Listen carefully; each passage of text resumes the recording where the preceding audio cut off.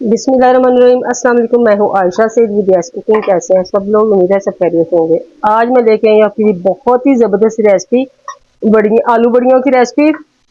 अगर आप गोश्त सब्जी खा खा के थक गए हैं, दालें कुछ आपको कुछ समय नहीं लग रहा पकाने को, तो आप आलू बड़ियाँ पका लें। बहुत ही ज़बरदस्त टेस्ट और सबको बहुत पसंद आएगा। और जैसे आप ये ईद स्पेशल है, ईद के गोश्त की आप दाल और गोश्त डाल के बना के रख लें और पूरा साल इसको आप इस्तेमाल कर सकते हैं, खराब भी बिल्कुल नहीं होंगी और टेस्ट तो बहुत ही कमाल है। तो बढ़िया ऑलरेडी मेरी वीडियो चैनल पे मौजूद है बढ़िया बनाने की, और ये आज बना रही मैं बढ़ियों का सालन, बहुत ही जबरदस्त और लुक देखे माशाल्लाह बहुत ही यमी। आप भी जरूर ट्राई कीजिएगा। चलिए हम रेसिपी की तरफ चलते हैं। इससे पहले अगर आप न्यू हो तो मेरे चैनल को लाइक और सब्सक्राइब कर लें। चलिए जी हम रेसिपी की तरफ चलते हैं। सबसे पहले ये बढ़िया मैंने ले ली है, इसमें हमने पानी डाल के इसको भिगो कर रख देना है तकरीबन 10 से 15 मिनट के लिए, ताकि उसमें अच्छी तरह से अंदर तक से ये सही भीग जाए।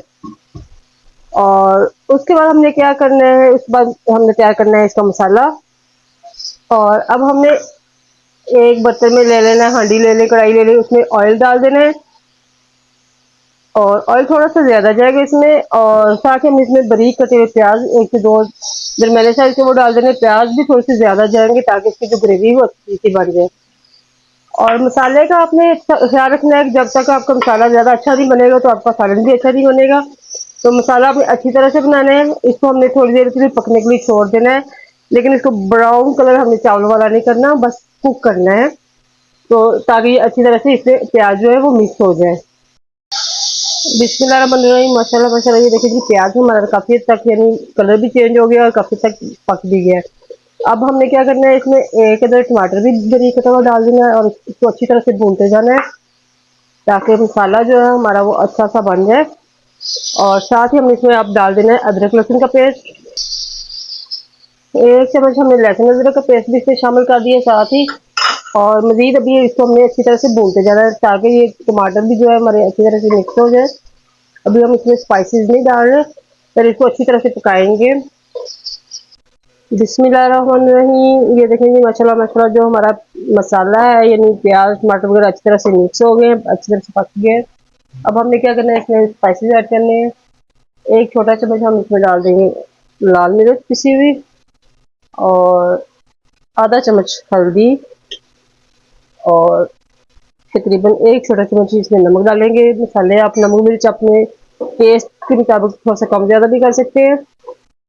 और साथ ही अब इसमें हम 1 चम्मच कुटा हुआ धनिया और जीरा भी ऐड कर देंगे। इससे ये होगा कि इसका टेस्ट जो ग्रेवी का वो बहुत अच्छा आएगा।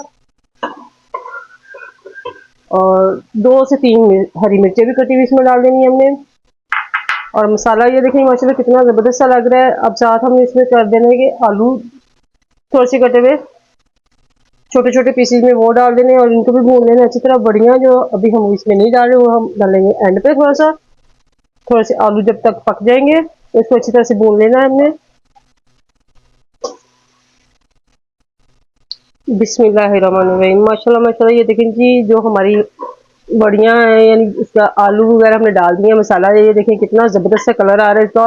अच्छा मसाला बनने का जो होता है मेन चीज़ होती है इसमें जब ऑयल ऊपर आना शुरू हो जाए तब मिले कि आपका मसाला जो है अच्छी तरह से भुन गया है। अब हमने क्या करना है, इसमें थोड़ा सा पानी ऐड कर देना है और इसको 1 से 2 मिनट के लिए पकने के लिए छोड़ देंगे ताकि जो आलू है हमारे वो भी थोड़े से अंदर अच्छी तरह से पक जाए और पानी भी बॉयल हो जाए। और बढ़िया जो है हम थोड़ा एंड पे डालेंगे।